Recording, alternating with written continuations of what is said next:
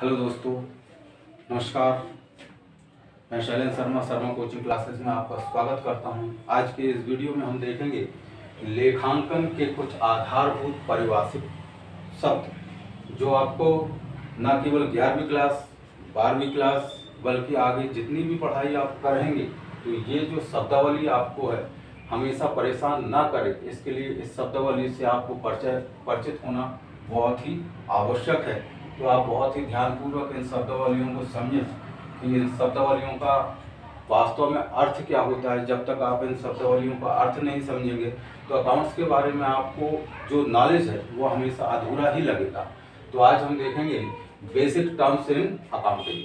तो basic terms in accounting कुछ परिभाषित शब्द दिए गए हैं यहाँ पर। जैसे पहला शब्द है आपका व्यावसायिक लेन देन या सौदे। अब व्यावसायिक लेन देन या सौदे क्या होते हैं? व्यवसाय में आप देखते हैं कि जब एक व्यवसाय के द्वारा अपने व्यापार को शुरू किया जाता है तो विभिन्न प्रकार के सौदे जो है किए जाते हैं। सौदे मतलब ट्रांजैक्शन, जिसको हम अंग्रेजी में ट्रांजैक्शन बोलते हैं। तो इन सौदों में लेन देन जो हो रहे हैं तो उसको हम ट्रांजैक्शन कहते हैं। जैसे उधार माल खरीदा, नगद माल बेचा, नगद माल खरीदा, राम को उधार दिया, राम से आपूर्तिकर्ताओं से माल खरीदा। तो ये विभिन्न प्रकार के ट्रांजैक्शन हैं जो व्यवसाय के जो है संपत्तियों को और दायित्वों को प्रभावित करते हैं। तो इन लेखों को हम लेन देनों को सौदे कह सकते हैं या ट्रांजैक्शन कह सकते हैं। तो व्यावसायिक लेन देन यही कहलाते हैं। अब इसके बाद में हम देखेंगे दूसरा पारिभाषिक शब्द है आपका पूंजी। पूंजी क्या होता है, पहले इसका आशय समझें। जब कोई व्यापार का स्टार्ट किया जाता है तो व्यापार के स्वामी के द्वारा व्यापार में जो है अपनी पूंजी लगाई जाती है। पूंजी के रूप में कुछ राशियां लगाई जाती है, संपत्ति वगैरह लगाई जाती है, विभिन्न प्रकार के खर्चे किए जाते हैं। तो इसे जो कुछ व्यवसाय के स्वामी के द्वारा व्यापार में लगाया जाता है तो उसे हम क्या कहते हैं? पूंजी कहते हैं। अब ये पूंजी जो है मुख्य रूप से 3 प्रकार की पूंजी कहलाती है। एक एक पूंजी के बारे में ध्यानपूर्वक हम देखेंगे कि पूंजी कितने प्रकार की हो सकती है। तो जैसे कि मैंने पूंजी आपको बतलाया कि व्यवसाय के स्वामी द्वारा जो व्यवसाय स्टार्ट कर रहा है, तो मान लीजिए 1 लाख रुपए नगद लगाया, फर्नीचर लगाया, माल खरीद के लगाया, तो ये सब क्या कहलाएगी? कैपिटल। इसको अंग्रेजी में कैपिटल बोलते हैं, यही पूंजी है। अब ये पूंजी के कितने प्रकार हो सकते हैं तो आप देखेंगे पूंजी जो है मुख्य रूप से सबसे पहला स्थायी पूंजी। स्थायी पूंजी में कौन कौन सी पूंजी आ जाएगी? जब व्यापार के स्वामी के द्वारा स्थायी संपत्तियों पर रुपया खर्च किया जाता है, धन को लगाया जाता है, तो उसको क्या कहेंगे हम? स्थायी पूंजी। जैसे भवन खरीदा, मशीन खरीदा और प्लांट खरीदा इत्यादि जो खरीद करके लगाया जा रहा है, ऐसी खर्चे जो एक बार कर दिए जाते हैं तो बार बार करने की आवश्यकता नहीं पड़ती है, तो ऐसी पूंजी को कहेंगे स्थायी पूंजी। अब चल पूंजी को आप चालू पूंजी भी कह सकते हैं। चालू पूंजी मतलब करेंट कैपिटल। ऐसी पूंजी जो चालू संपत्तियों में से चालू दायित्वों को जो घटाने पर राशि आती है उसको हम चल पूंजी या चालू पूंजी कहते हैं। ऐसी पूंजी जो व्यवसाय के स्वामी को जो है, जिसको 1 वर्ष के अंदर नगद रुपयों में परिवर्तित किया जा सकता है, तो ऐसी पूंजी को भी हम चल पूंजी ही कहेंगे। 1 वर्ष के अंदर जो है नगद रुपया में हम उसको परिवर्तित कर सक रहे हैं, तो ये चल पूंजी कहलाएगी। फिर तीसरी पूंजी कहलाती है कार्यशील पूंजी। ऐसी पूंजी जो व्यापारी को दिन प्रतिदिन के कार्यों के रूप में खर्च करना पड़ता है, तो जो पैसा उसे दिन प्रतिदिन के रूप में खर्च करना पड़ रहा है नगद के रूप में, जैसा कच्चा माल खरीदा, विभिन्न प्रकार के कर्मचारियों को पेमेंट किया वेतन के रूप में, मजदूरों को मजदूरी दी, तो ऐसे जो ढेर सारे खर्च व्यापार के स्वामी को जो है व्यापार में दिन प्रतिदिन करने पड़ते हैं, तो जैसा इसका नाम है कार्यशील पूंजी। मतलब विभिन्न प्रकार के दैनिक कार्यों को करने के लिए या आय कमाने के पर्पज से व्यय जो किए जा रहे हैं उसको हम क्या बोल देंगे? कार्यशील पूंजी बोल देंगे। अब आगे बढ़ते हैं तो ये पूंजी 3 प्रकार की हो गई। ये व्यवसाय के स्वामी के द्वारा लगाई जाती है, तो ये आंतरिक दायित्व कहलाएगा, क्योंकि आंतरिक दायित्व दायित्व मतलब देता, देता मतलब चुकाना है। व्यापार और व्यापार का स्वामी अलग अलग होता है, तो व्यापार के स्वामी ने व्यापार को क्या दिया है, पूंजी दिया है, तो व्यापार का ये दायित्व उत्पन्न होता है कि वो अपने स्वामी की पूंजी की न केवल रक्षा करे बल्कि उस पूंजी को उसे बढ़ा चढ़ा करके उस पूंजी पर वृद्धि करके उसे प्रदान करे। इसके बाद हम देखेंगे कि आहरण। आहरण क्या होते हैं? जब व्यवसाय के स्वामी के द्वारा व्यवसाय में लगाई गई पूंजी में से कुछ नगद राशि या माल का अपने निजी प्रयोग के लिए व्यवसाय से निकाल लिया जाना ही क्या कहलाता है, आहरण। इसको अंग्रेजी में बोलते हैं ड्रॉइंग्स। ड्रॉइंग्स मतलब आहरण। पुनः एक बार समझे, व्यापार के स्वामी द्वारा अपने निजी उपयोग के लिए व्यापार में से नगद रूप से रोकड़ निकाल लेना या माल के रूप में कुछ माल को निकाल लेना ही क्या कहलाएगा, आहरण कहलाता है। इसके बाद में अगला देखेंगे आप संपत्ति। संपत्ति क्या है? व्यवसाय का स्वामी व्यापार में विभिन्न प्रकार के अपने व्यापारिक बिजनेस को चलाने के लिए उसे विभिन्न प्रकार की संपत्तियों पर अपना रुपया खर्च करना पड़ता है। तो ऐसी संपत्तियां जो बार बार व्यवसाय में लाभ कमाने के लिए इन पर खर्च किया जाता है, तो ये व्यवसाय के लिए क्या मानी जाएगी, संपत्तियां मानी जाएगी। ये संपत्तियां विभिन्न प्रकार की हो सकती हैं, जैसे चालू संपत्ति, स्थायी संपत्ति, स्थायी में भी मूर्त और अमूर्त संपत्ति, तो इसको अंग्रेजी में असेट्स बोलते हैं। तो इसमें करंट असेट्स क्या कहलाएगा, चालू संपत्तियां क्या है, ऐसी संपत्तियां जो 1 वर्ष के अंदर जिनको शीघ्र अतिशीघ्र बेच करके नगद रुपयों में परिवर्तित किया जा सकता है, तो वो क्या कहलाएंगी, चालू संपत्तियां। जैसे कि प्राप्य बिल 1 वर्ष के अंदर जो है उसको नगद रुपया प्राप्त हो जाता है, तो ये क्या कहलाएगी, चालू संपत्तियां। देनदार भी 1 वर्ष के अंदर जो है नगद रुपया उनसे प्राप्त हो जाता है, जिनको हमने उधार माल बेचा था वो पैसा हमें वसूल हो जाता है, तो वो भी क्या कहलाएगी, चालू संपत्ति कहलाएगी।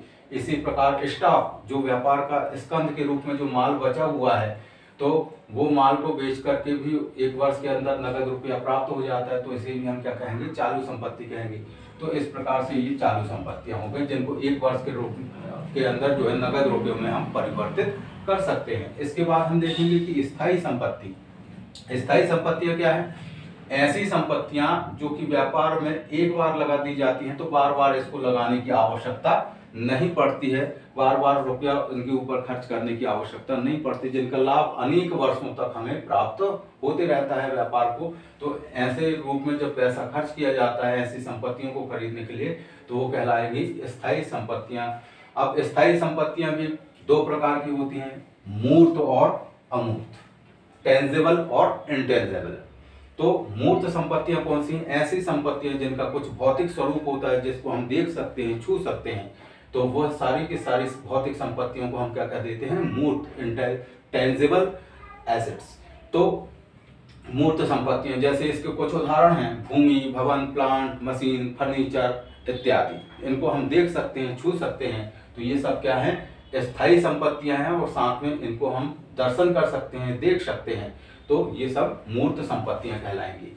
इसके बाद में सेकंड इसी का क्या है, स्थायी संपत्तियों में कुछ संपत्तियां ऐसी होती हैं जिनको हम ना देख सकते हैं ना छू सकते हैं, केवल महसूस कर सकते हैं। व्यापार के परिणाम आने पर ही अगर पॉजिटिव परिणाम आ रहे हैं तो आप कहेंगे कि हाँ ये संपत्तियां यहाँ पर काम कर रही हैं, तो ऐसी संपत्तियों को हम अमूर्त संपत्तियां कहेंगे, जिन्हें हम खाली आंखों से देख नहीं सकते, छू नहीं सकते हैं, अर्थात जो अभौतिक वस्तुएं हैं, तो हम उनको क्या कह देंगे, अमूर्त संपत्तियां कह देंगे। इसके कुछ उदाहरण हैं, जैसे ख्याति, पेटेंट, ट्रेडमार्क इत्यादि, तो ये सब क्या कहलाती हैं, अमूर्त संपत्तियां, जिनको हम देख नहीं सकते, छू नहीं सकते। आगे हम देखेंगे दायित्व। दायित्व का मतलब क्या होता है, व्यापार को जैसे बाह्य पक्षकारों को चुकाना है, तो वो क्या कहलाएंगे, व्यापार के दायित्व। दायित्व मतलब देयताएं या चुकाना है, तो वो दायित्व कहलाते हैं। संपत्तियां मतलब इनको बेच करके व्यापार को कुछ ना कुछ नगद रोकड़ की प्राप्ति हो जाएगी, तो ये संपत्तियां कहलाती थी। दायित्व मतलब जिनको व्यवसाय को बाहरी पक्षकारों को या आंतरिक पक्षकारों को कुछ ना कुछ चुकाना है, तो वो सब क्या कहलाएंगे, दायित्व कहलाएंगे। अब ये दायित्व भी दो प्रकार के होते हैं, आंतरिक और बाह्य दायित्व। तो आंतरिक दायित्व की बात करें तो व्यापार के स्वामी के द्वारा जो पूंजी लगाई गई, व्यापार को पूंजी प्रदान की गई, तो व्यापार और व्यापारी दोनों अलग अलग हैं, इसलिए व्यापार का ये कर्तव्य बनता है कि जो स्वामी के द्वारा पूंजी लगाई गई है तो उस पूंजी को बढ़ा करके दे। मतलब ये कौन सा दायित्व हो गया, आंतरिक दायित्व, मतलब व्यवसाय के अंदर के लोगों को यह चुकाना है, तो ये आंतरिक है। जब भी व्यवसाय के आंतरिक पक्षकारों को चुकाना होगा तो आप कह देंगे कि ये आंतरिक दायित्व है।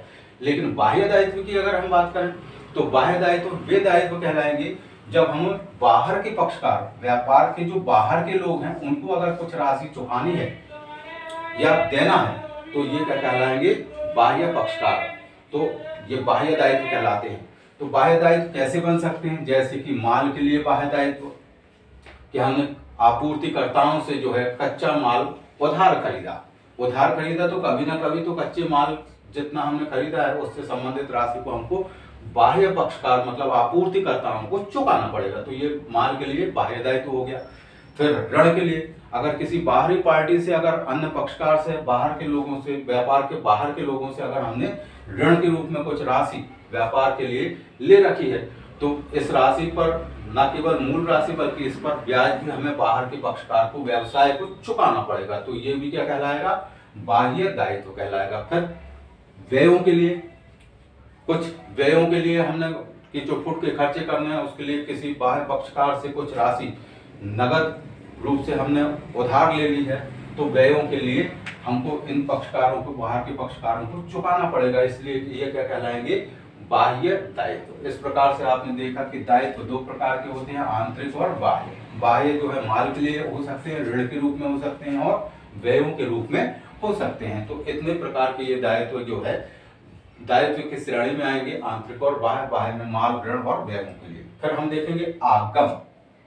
आगम किसे कहेंगे, आगम से तात्पर्य व्यापार में जो माल निर्मित किया जाता है, उत्पादन किया जा रहा है, उत्पादन करके जो कुछ माल का उत्पादन किया गया उस उत्पादन को हम मार्केट में बेचने के लिए क्या करते हैं, प्रस्तुत करते हैं।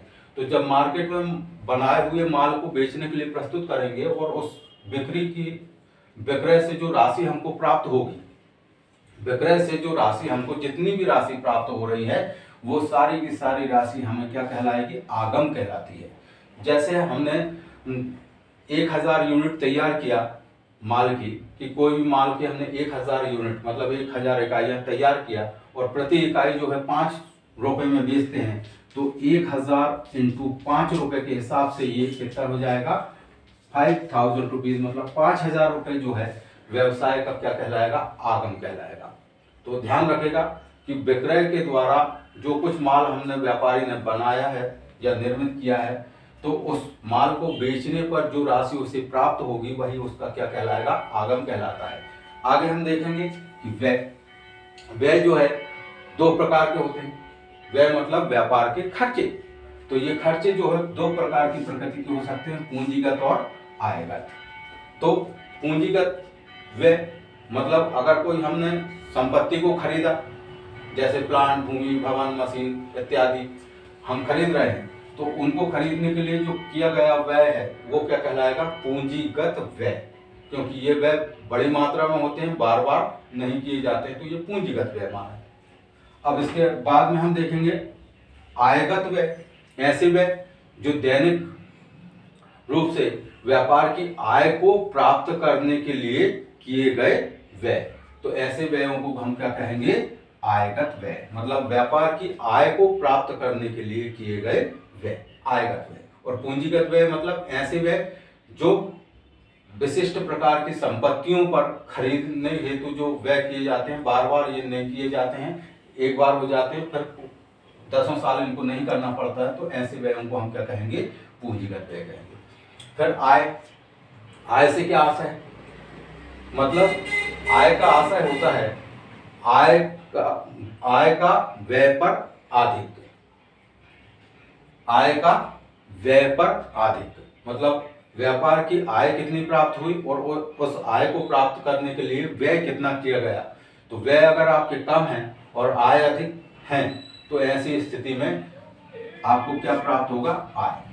मान लीजिए वस्तु की लागत 1000 रुपये है और उसे आप जो है 1000 है और 1200 रुपये में बेचते हैं, तो लागत को घटा दीजिए, मतलब जो व्यय हुआ है उसको घटा दीजिए, तो 200 रुपये की क्या हो जाएगी, आय हो जाएगी। इसी प्रकार लागत किसी वस्तु के निर्माण करने में, किसी वस्तु को बनाने में या निर्माण करने में जो कुछ खर्चा आ रहा है वह उस वस्तु की क्या कहलाएगी, लागत कहलाएगी, जिसको हम कास्ट कहते हैं और आय को हम इनकम कहते हैं, व्यय को एक्सपेंसेस कहेंगे।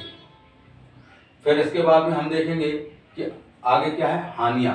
कभी कभी व्यवसाय जो है अनिश्चितताओं का खेल, व्यवसाय में लाभ भी होती है और हानियां भी होती है। ऐसा जरूरी नहीं है कि व्यवसाय अगर आप कर रहे हैं तो आपको लाभ ही लाभ हमेशा प्राप्त होते रहे, हानियां कभी ना हो। तो व्यवसाय जो है अनिश्चितताओं का खेल कहलाता है। जो व्यक्ति जोखिम उठाता है तो उसको उस जोखिम के बदले में जो पुरस्कार प्राप्त होता है साहसी को, वही लाभ कहलाता है। लेकिन अगर हानियों की बात करें तो कभी कभी जो हानियां होती हैं, मतलब आपके व्यय जो है अधिक हो जाते हैं और आय जो है कम हो जाती हैं, तो ऐसी स्थिति में व्यवसाय को हानियां उठानी पड़ती हैं। अर्थात आपके व्यय मान लीजिए कि 1500 रुपये हैं और उन व्ययों से जो आय प्राप्त हुई है आपको वह 1000 रुपये है, तो 1000 रुपये आय प्राप्त हुई है और व्यय जो है 1500 रुपये है, तो ऐसी कंडीशन में जो है 500 रुपये की व्यवसाय को क्या होगी, हानि होगी। आज वैसे तो ट्रांजैक्शन और भी हैं बहुत सारे, इसमें कहना चाहिए आधारभूत जो शब्दावली है वो है, लेकिन आज के इस वीडियो में पूरे शब्दावली को अगर मैं लेता हूं तो ये वीडियो जो है काफ़ी बड़ा हो जाएगा, इसलिए इसका दूसरा भाग जब मैं आपको लेके आऊँगा तो बाकी के शब्दों की भी पारिभाषिक रूप से मैं आपको अच्छे से समझाऊंगा। आज के इस वीडियो में इतना ही। अगर आपको मेरा यह वीडियो अच्छा लगा है तो आप इस वीडियो को लाइक और शेयर करें और हमारे नए वीडियो की नोटिफिकेशन को प्राप्त करने के लिए आप इस चैनल को सब्सक्राइब करें। धन्यवाद, थैंक यू।